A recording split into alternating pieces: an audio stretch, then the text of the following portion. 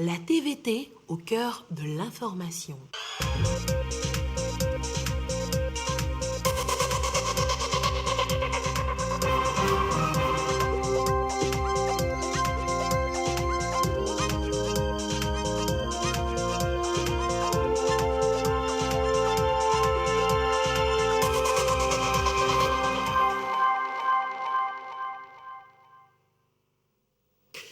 Bientôt, le Togo aura son outil de planification spatiale pour une gestion coordonnée en matière d'aménagement du territoire. Mais avant, il faut accompagner les acteurs dans la compréhension du processus et la collecte des données sur le terrain. La drogue et la santé mentale ne font pas bon ménage. Le gouvernement continue de décourager le trafic et la consommation des stupéfiants. Comment arriver à des communes saines et sans drogue? Une vaste campagne a démarré à cet effet. Le mois prochain, les Libyens iront aux urnes pour choisir leur président. Parmi les candidats, le fils de Muammar Kadhafi, Saif al-Islam Kadhafi, il a officiellement déposé sa candidature. Voilà pour le sommaire. Où que vous soyez, vous êtes en direct sur la télévision togolaise. Bonsoir, bienvenue dans cette édition. Vers la mise sur pied d'un schéma d'aménagement du territoire au niveau national, les acteurs impliqués dans ce vaste chantier se sont retrouvés à Tapamé pour des séances d'échange. Il s'agit de mettre tout le monde au même niveau d'information en vue d'une bonne collecte des données sur le terrain. Sylvain Abdou, reportage. Le Togo va bientôt se doter d'un schéma national d'aménagement du territoire, un outil de planification spatiale sur de long terme en matière de structuration, d'occupation et d'utilisation du territoire. Un processus démarré avec cette sensibilisation des membres des organes de la politique d'aménagement du territoire pour une collecte des données. Il est temps qu'on puisse d'abord parler de ces outils aux différents acteurs régionaux et locaux avant que le processus ne soit lancé pour leur permettre de s'approprier le processus et de pouvoir participer efficacement au moment opportun. Le schéma national d'aménagement du territoire va permettre au Togo de mieux orienter les actions de développement du pays. Un outil qui montre pour les 20 prochaines années quel type de développement, sur quel type d'espace sera donc préconisé. Donc voilà le sens d'un schéma national d'aménagement du territoire qui permet d'éviter les improvisations, qui oriente l'ensemble des acteurs de développement, que ce soit les acteurs étatiques, des collectivités territoriales, de la société civile, du secteur privé, des partenaires en développement. Le schéma oriente désormais l'ensemble de ces acteurs sur la meilleure façon de localiser les infrastructures, les équipements, les activités, les hommes, les communications, etc., pour éviter les casses et les reprises d'activités auxquelles nous assistons souvent dans nos pays africains. À travers l'élaboration de ce document, le Togo va s'inspirer des orientations contenues dans le schéma de développement de l'espace régional SDER, qui est un outil régional qui concerne l'ensemble des 8 pays de l'UMOA. L'un des défis majeurs à relever dans la valorisation des produits Made in Togo reste la compétitivité sur le marché international. La démarche qualité et les techniques d'emballage des produits alimentaires sont aussi des aspects non négligeables. À Kara, les transformateurs des produits locaux se sont formés afin de répondre aux exigences du marché international. Nestor Mouzou. Les transformatrices et transformateurs des denrées alimentaires de la région de la Kara à l'école des techniques d'emballage et de la démarche qualité. L'emballage et la qualité, deux facteurs très déterminants en matière de concurrence. Cette formation a été voulue pour aider les produits de la région de la Kara à être compétitifs sur les marchés nationaux et internationaux, marchés qui offrent des avantages certains en termes d'opportunités commerciales. C'est la Direction régionale du commerce, de l'industrie et de la consommation locale qui a organisé cette formation à mettre au registre des activités de la deuxième édition du mois du consommé local. Édition placée sous le thème « Compétitivité des produits et services locaux sur le marché de la ZLECAf, zone de libre-échange continentale africaine ». Lorsque un produit est bien présenté, il attire. Donc nous voulons initier nos transformateurs et transformatrices de la région à bien présenter leurs produits. De l'autre côté, nous insistons sur la démarche qualité. Oui, nous devons produire, mais nous ne pouvons pas nous permettre de mettre sur le marché des produits de mauvaise qualité. Donc la deuxième thématique, c'est la démarche qualité. Nous allons insister sur le respect des normes, le respect de l'hygiène, la manière dont il faut entretenir le cadre de production et comment est-ce que le producteur lui-même doit se présenter. Si vous devez faire quelque chose que les gens doivent manger, il faut que le cadre dans lequel cette chose-là se fait réponde aux normes hygiéniques nécessaires. Le préfet de la COSA a salué la tenue de cette session de formation.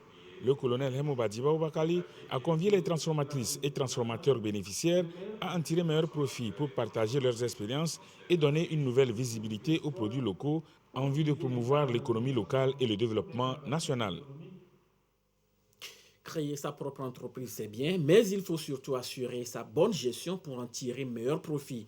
De jeunes artisans ont reçu jeudi des compétences nécessaires devant leur permettre de pérenniser leurs initiatives économiques. Et l'étape de la région de la Kara avec notre bureau régional, Nessor Mouzou. L'artisanat constitue un vecteur d'insertion socio-professionnelle et participe à la création de revenus pour plusieurs ménages. Au Togo, il contribue pour près de 18% au produit intérieur brut. Cependant, bon nombre d'artisans éprouvent des difficultés qui freinent leur émergence.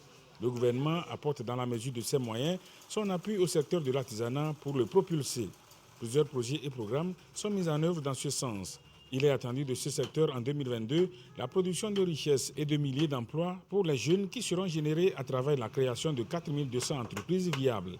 C'est dans cette perspective que le ministère chargé de l'artisanat a élaboré le PACDEA, projet d'appui à la création et au développement des entreprises artisanales. Ce projet comporte 3 composantes. La première consiste au renforcement des capacités techniques et managériales. C'est de cette composante qu'il s'agit à cette rencontre de formation. Formation coordonnée par le Fonds d'appui aux initiatives économiques des jeunes FAYEJ. Il est question aujourd'hui de leur préciser qu'avant de réussir sur le plan technique, il faut se préparer psychologiquement, avoir confiance en soi, avoir une vision stratégique à côté du rêve qu'on fait, se mettre en action. On va leur montrer le côté marketing de la chose. Alors, toute entreprise qui veut réussir dans un environnement donné doit arriver à déterminer quels sont les besoins et par rapport à ça, mettre en place des produits qui réellement vont satisfaire ces besoins-là. Nous allons montrer à ces entrepreneurs, ces artisans-là, comment faire une gestion intégrale de projets. Alors ça va de la gestion stratégique à la gestion opérationnelle. Le directeur de cabinet du ministre en charge de l'artisanat, Kossi Assedi, exhorte les participants à saisir cette opportunité de renforcement des capacités pour rendre leur entreprise dynamique. Cela leur permettra de participer aussi au marché public dont des dispositions idoines ont été prises par le gouvernement pour réserver au moins 15% des commandes publiques au secteur artisanal, a-t-il expliqué. Environnement à présent, le Togo veut planter 1 milliard d'arbres au cours des 10 prochaines années. La FAO soutient cette politique. Elle a financé 10 communes dans ce sens. Comment le projet sera-t-il réalisé sur le terrain? Les bénéficiaires ont échangé à Atakpa, mais en vue d'aboutir à des résultats significatifs. Sylvain Abdou. En 2025, le Togo compte porter le taux de couverture forestière à 25% et protéger de 90% la côte togolaise contre l'érosion côtière, mais aussi et surtout parvenir à reboiser 1 milliard de plants à l'horizon 2030. Des actions sont entreprises dans ce sens, mais beaucoup reste encore à faire, d'où le projet de renforcement du reboisement et d'appui à la restauration des paysages forestiers. Un projet pour assurer la gestion durable des ressources naturelles pour une meilleure résilience au changement climatique. Il s'agit ici pour les acteurs impliqués d'échanger afin de bien planifier la mise en œuvre du projet, harmoniser la méthodologie de travail pour mieux réussir les travaux sur le terrain. C'est dans ce sens que nous sommes retrouvés ici aujourd'hui avec les consultants qui vont nous présenter leur méthodologie qui vont être harmonisées afin qu'on puisse, n'est-ce pas, aller dans l'atteinte de ces objectifs. À travers l'organisation des acteurs et la mobilisation des terres. Durée du projet, 2 ans. Il prend en compte 10 communes et bénéficie de l'appui de la FAO, Organisation des Nations Unies pour l'alimentation et l'agriculture, qui accompagne le Togo dans cette lutte, celle de restaurer les paysages déboisés et dégradés pour faire du Togo un pays vert. Dans chaque préfecture, 2 communes seront retenues. Il y a des critères qui seront définis. Avec les consultants qui sont là, ils vont nous définir des critères, n'est-ce pas, de rétention de ces 2 communes. Donc avec ces 10 communes, nous allons travailler avec les différents acteurs on mettra en place des comités et ensemble avec les maires et les collectivités, les activités vont se dérouler. À travers ce mécanisme, il faut également une mobilisation pour la mise à disposition des terres en vue de l'atteinte des objectifs fixés, ce qui nécessite une sensibilisation pour une implication active de la population. Direction d'Apan, dans les savanes, la localité dispose d'un nouveau centre psychiatrique. Il va pouvoir répondre à la forte demande pour soulager les personnes souffrant de troubles mentaux. L'initiative vient de l'association hospitalière Yendoubé. Elle entend ainsi accompagner le gouvernement dans ses efforts de soins, de santé, de qualité aux patients. Les travaux ont coûté 400 millions de francs CFA. C'est ce que nous dit Gérard Laboudou. Un nouveau centre de santé ouvert à Dapaon pour l'accueil et la prise en charge des personnes atteintes de troubles mentaux et neurologiques.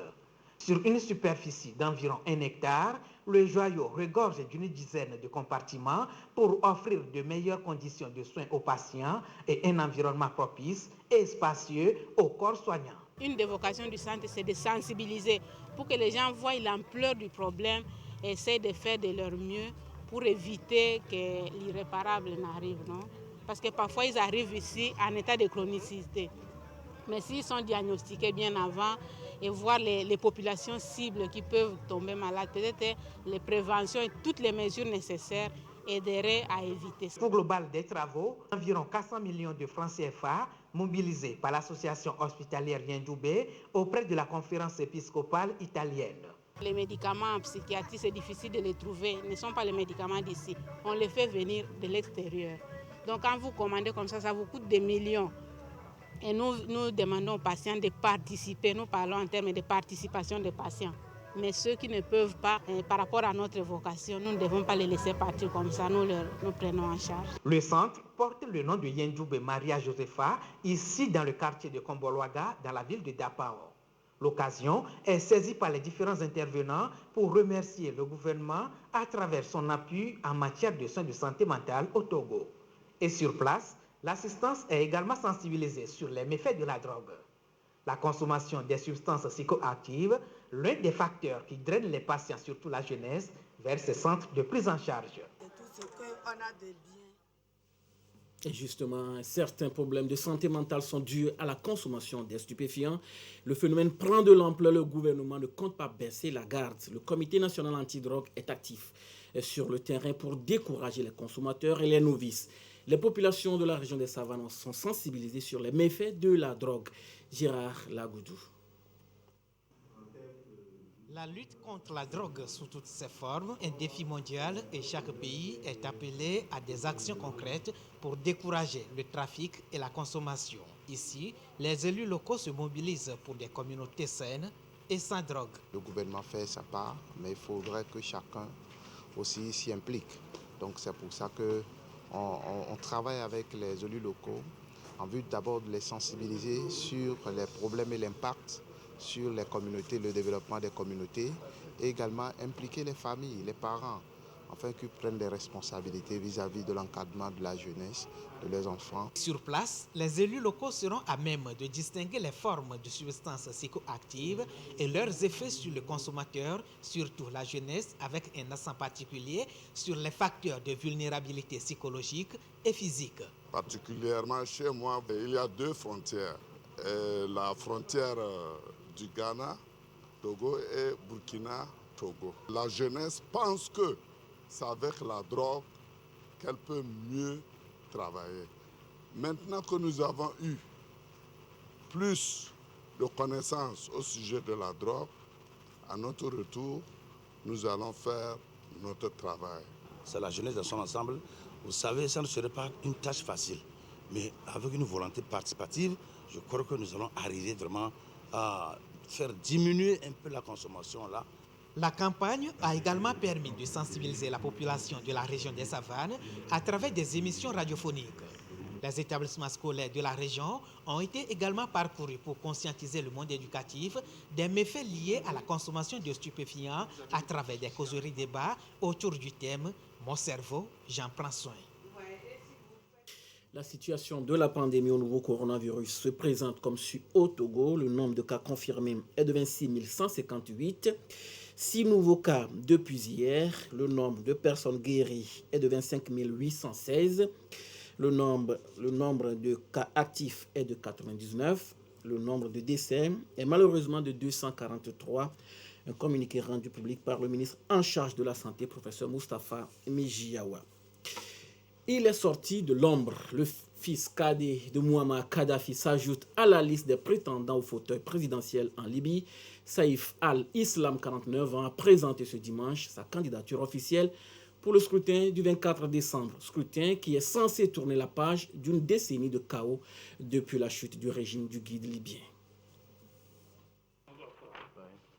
Le fils de Mouammar Kadhafi, Saïf al-Islam, a présenté ce dimanche sa candidature officielle à l'élection présidentielle prévue le mois prochain en Libye. Ces élections sont censées tourner la page d'une décennie de chaos et mettre fin aux luttes fratricides qui secouent le pays depuis la chute du régime de Mouammar Kadhafi, tué en 2011. Ce vendredi, la communauté internationale réunie à Paris pour évoquer la situation en Libye a appelé à la tenue d'élections inclusives et crédibles. Le président français a également demandé un retrait sans délai des mercenaires et des forces militaires de la Russie et de la Turquie qui sont déployés en Libye. Au cours de cette interview donnée à Euronews en mars 2011, Saïf al-Islam avait affirmé que le régime libyen avait financé la campagne présidentielle de Nicolas Sarkozy en 2007. Cette affaire, sur laquelle enquête désormais la justice française et qui est largement documentée par nos confrères de Mediapart, s'est transformée en scandale Sarkozy-Kadhafi. En juin 2011, la Cour pénale internationale a lancé à l'encontre de Saïf al-Islam un mandat d'arrêt pour crimes contre l'humanité commis pendant la répression du soulèvement en Libye. Et pendant ce temps, en RDC, des milliers de militants de la société civile et de l'opposition ont répondu à l'appel des mouvements laïcs catholiques et protestants pour réclamer la dépolitisation de la CENI. Les manifestants contestent le choix du chef de la CENI, Denis Kadima, suspecté de lien avec le président Félix Tshisekedi. Des milliers de partisans de l'opposition congolaise sont descendus dans les rues de Kinshasa, la capitale, samedi, pour protester contre la nomination à la tête de la Commission nationale électorale de la RDC le mois dernier de Denis Kadima, jugé proche de Félix Tshisekedi. Les adversaires du président congolais dénoncent la politisation de l'organe en charge des élections dans leur pays. Nous avons une marche pacifique qui a été demandée par nos pères spirituels pour dire non à cette CENI politisée que M. Tshisekedi veut nous imposer. Nous disons non à la fraude électorale. Le peuple est souverain de par l'article 7 de la Constitution. Nous allons exercer cette souveraineté jusqu'à obtenir la dépolitisation et les meilleures élections. L'Église catholique, dont se revendiquent 40% des Congolais, conteste aussi l'arrivée de Denis Kadima à la tête de la CENI congolaise. Nous ne pouvons pas nous autoriser qu'il y ait des élections qui soient galvaudées. Ce serait un mépris pour les sacrifices endurés par le peuple congolais et nous ne le tolérerons pas. Outre les partisans de l'opposant Martin Fayoulou, des cadres du Front commun congolais de l'ex-président Joseph Kabila ont aussi participé à la marche de samedi. 13 fidèles de l'église évangélique presbytérienne de la paroisse Huichi-Nukafu-Nous-Sommes au Togo ont été consacrés presbytères. L'inspecteur régional a présidé le culte. Les presbytères stagiaires sont appelés à servir l'église. Ils sont donc investis d'une mission pastorale. Sandra Ziagbe a suivi le culte. Reportage.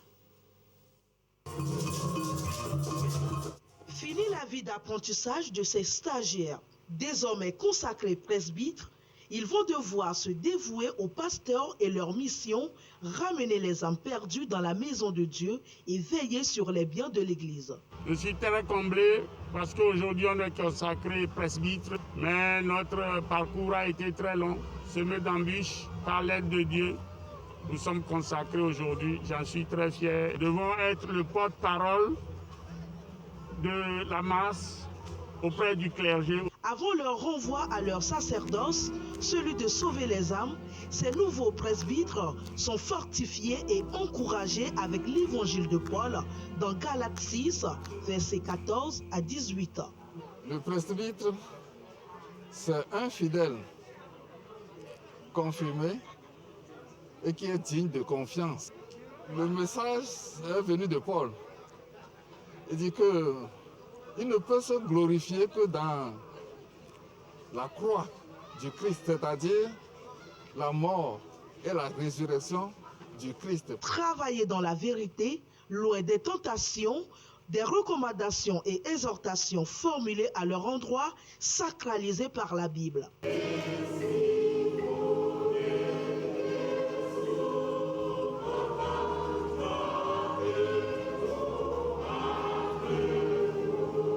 Moment d'exhortation pour se fortifier la foi dans le Seigneur.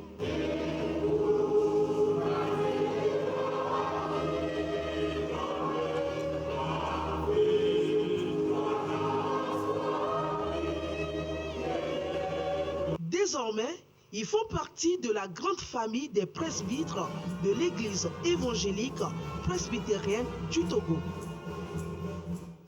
Des presbytres qui vont donc œuvrer pour le renforcement de la foi dans leur Église. Avec les objets de récupération, ils produisent des œuvres d'art. Les artistes plasticiens de Kara ont participé à une session de recyclage pour des œuvres plus raffinées.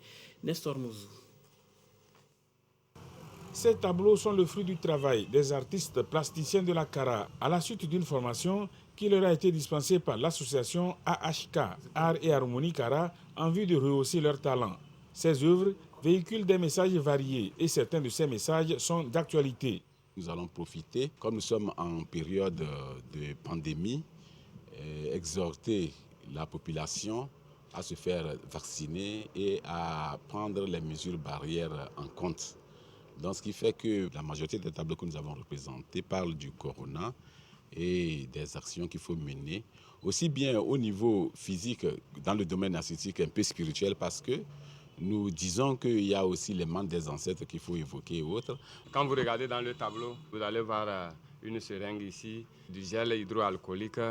Donc, c'est une coction qu'on est en train de préparer pour coronavirus. Et puis, le noir, c'est pour signifier que lorsqu'on injecte ce produit, la maladie ira directement en enfer. Très peu d'opportunités de ce genre s'offrent aux artistes plasticiens de la région de la Kara pour s'améliorer. Cette formation constitue une véritable aubaine pour les participants. J'ai appris comment tirer la toile sur un tableau d'art, comment préparer le tableau avant de dessiner et de peindre. Vraiment, c'est une très belle opportunité pour moi. Avec cet atelier, j'ai su que vraiment il y a beaucoup d'autres techniques qui puissent être plus avantageuses pour moi. Moi, je compte vraiment mobiliser tout ce que j'ai gagné sur cet atelier pour faire un bon travail. Comme j'ai pu gagner certaines astuces, je vais utiliser ces astuces-là pour faire des bons tableaux. À travers ce renforcement des capacités, les initiateurs entendent ainsi redynamiser le secteur dans la région. Ils convient les populations à s'intéresser aux produits des artistes plasticiens afin de permettre à ces derniers de vivre de leur métier. La formation a été financée par le FAC, Fonds d'aide à la culture. Et au musée Paul-Aïe Chalomé, des artistes plasticiens rivalisent d'ardeur pour sortir de belles œuvres. Des œuvres créées sur place pour meubler ce musée. Ils viennent du Togo et d'ailleurs, chacun faisant montre de son génie créateur. L'initiative est dénommée Aramessiame. Naomi Nyonfa, Marie Renabeta et Dodo Waré ont apprécié leur création. Suivez-vous aussi. Musée Paul-Aïe, une dizaine d'artistes en atelier de peinture. Chacun puise dans son imagination et sa créativité et les œuvres attendues ne se ressemblent pas. Dans le lot, Clément Aïko Egbeignon. De sa machine à souder, un pan de l'histoire de l'esclavage. L'idée, c'est de faire un rappel sur les commerces triangulaires. Le concept, c'est de sortir de l'esclavage, de l'immigration, de cette période coloniale, puisqu'aujourd'hui, nous savons qu'il n'y a plus l'esclavage avec la chaîne, mais aujourd'hui, il y a l'esclavage qui est beaucoup plus mental. Donc, que ferons-nous en tant qu'humains? L'idée, c'est à travers nos pas, à travers les actes que nous posons, que nous pouvons sortir de ces emprises. Ces artistes ne sont pas que des Togolais. Il y en a qui viennent d'autres pays d'Afrique et d'Europe. Tous animés d'un seul et même esprit, honorer la mémoire de Paul-Aïe, leur père spirituel. Et là, j'essaie de faire comme des perles avec un mélange de terre et d'argile dans lesquels j'ai mis les noix d'huile de palme. Pourquoi l'huile de palme? Parce que la cuisine a une importance pour moi. Et lorsque j'ai voyagé, que ce soit au Ghana ou ici au Togo, j'ai toujours été fascinée par le noyau, par tout le processus de comment on obtient la sauce graine. Je suis en train d'expérimenter en fait, de mettre des gouttes de cire sur le tissu, sur le coton. Soit je le laisse comme ça, soit plus tard je vais essayer de les mettre dans l'encre, on verra. Mais c'est des petites expérimentations pour l'instant. Je suis en train de faire une réflexion sur les forces et les faiblesses de la nature. Vous allez voir le noir, le rouge et le blanc. Et ça exprime beaucoup de choses. Le blanc, c'est la pureté, on peut dire c'est la force. Et le noir avec le rouge, je peux dire que c'est les faibles. Donc ensemble, on a besoin de chaque personne, peu importe sa position, pour pouvoir avancer. Travailler ensemble pour ces artistes, c'est aussi porter en commun le projet Art Messiamé. Art Messiamé doit être vu comme une plateforme d'échange. C'est une conversation entre artistes et des étudiants des grandes écoles de Lomé. On se réunit autour d'une conversation de comment on peut créer ensemble à partir de nos expériences différentes.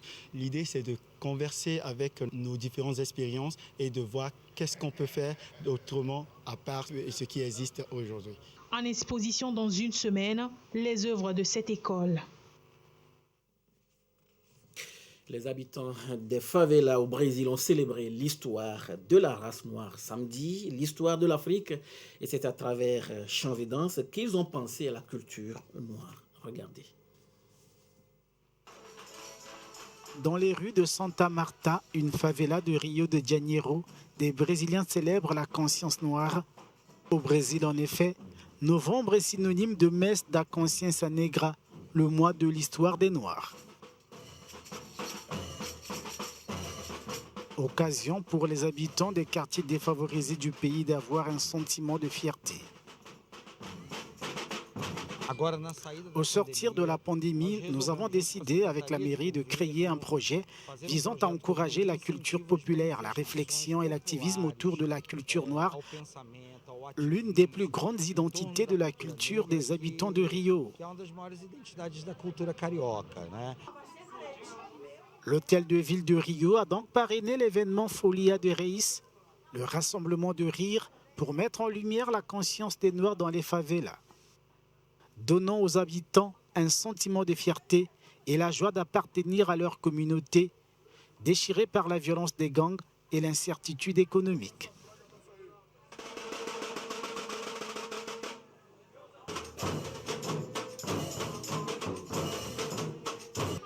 Folia de Reis signifie déjà faire la fête, se retrouver à Santa Marta.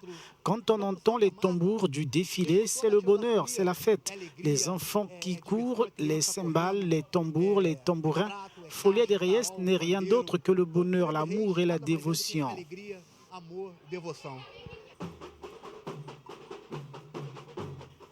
Une loi vieille de près de 2 décennies impose l'enseignement de l'histoire et de la culture afro-brésilienne dans les écoles.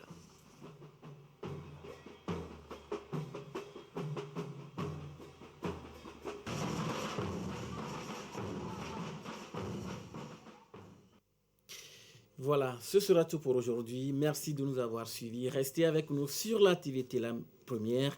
Croyez au meilleur. Gardez toujours le sourire, quoi qu'il arrive. Excellente nuit à tous.